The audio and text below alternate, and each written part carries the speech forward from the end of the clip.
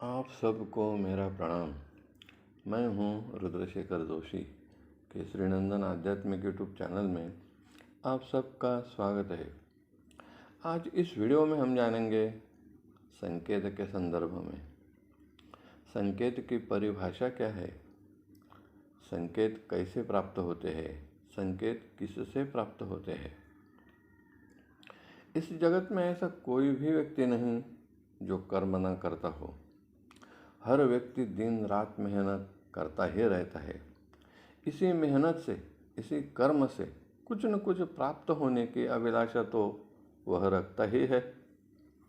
वह अभिलाषा, कामना पूरी होगी कि नहीं, सफलता मिलेगी कि नहीं, इसके संदर्भ में पहले ही कोई न कोई जानकारी किसी न किसी तरह से, किसी माध्यम से, किसी व्यक्ति से या पशु पक्षी से आदि से प्राप्त हो जाती है।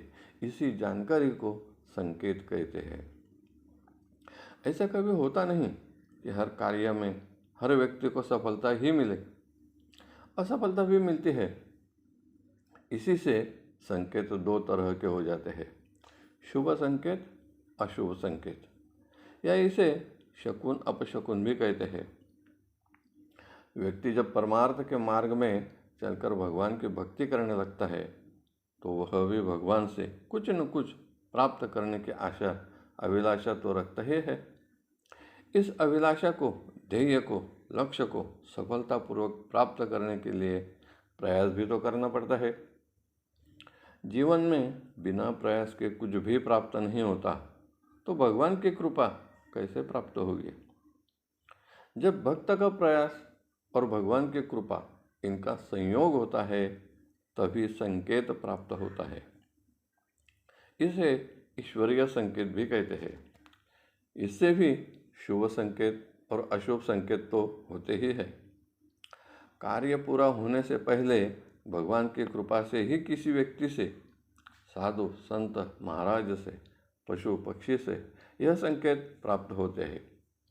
भगवान भी किसी न किसी रूप में आकर या संकट काल में कोई अनजान व्यक्ति तत्काल आकर उस संकट को पार कर देता है या उसे सुलभ कर देता है। इसी को संकेत कहते हैं। इसी प्राप्त संकेत से भक्त जो अनुभव करता है वह सभी को प्राप्त नहीं होता।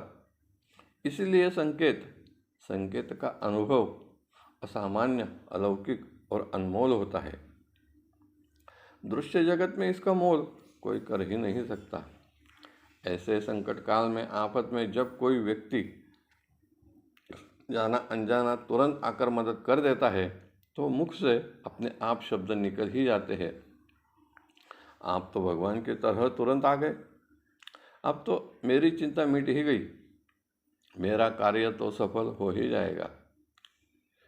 इसमें भी प्रयास के साथ साथ मन में कामना पूर्ति के लिए सकारात्मक सोच तो होनी ही चाहिए। आनंद, उत्साह, कितने भी अवरोध आ गए तो भी उस पर टिके रहने की क्षमता और लक्ष्य प्राप्त करने की चाहत हो तो वह भक्त अपने लक्ष्य तक पहुंच ही जाता है। ऐसे ही व्यक्तियों को, भक्तों को संकेत प्राप्त होते हैं। जिनका मन ही दुर्बल है, खुद आलसी है, निरुत्साही और नकारात्मक सोच के है, तो उसे दोस्त, रिश्तेदार, कोई अनजान व्यक्ति भी मदद नहीं करेगी, वह अपने लक्ष्य तक पहुंच ही नहीं सकेगा। ऐसे व्यक्ति को संकेत प्राप्त हो ही नहीं सकते। संकेतों का वर्णन, जानकारी तो श्री वाल्मीकि रामायण ग्रंथ, श्री रामचरितमानस ग्रंथ, स्वप्न शास्त्र, स्वप्न विज्ञान आदि ग्रंथों में वर्णित है। जैसे कि रावण को मृत्यु से पहले कई अपशकुन प्राप्त हुए जिसका उसने अनुभव भी किया था।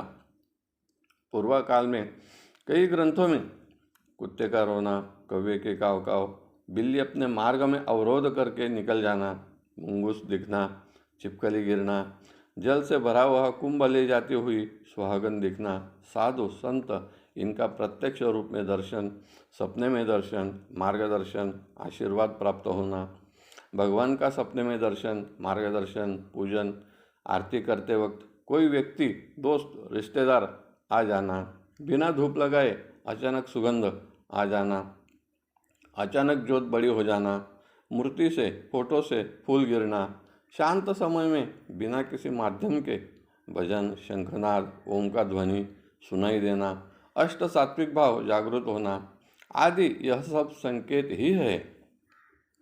संकेत को केवल भारत में ही नहीं तो विदेशियों में भी माना जाता है। लेकिन जिसने बिल्ली कुत्ता पाला है या जिसकी खेती है उसे तो मुंगूस का दर्शन रोजाना होता ही है।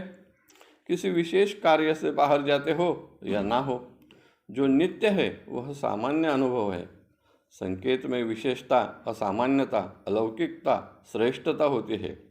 इसका अनुभव जिसने भी किया है वही उसका आनंद, श्रेष्ठत्व जान सकता है। इसलिए जीवन में एक बार भी अगर ईश्वरीय संकेत का अनुभव जिसे प्राप्त हो गया, समझो उसका जीवन ही धन्य हो गया।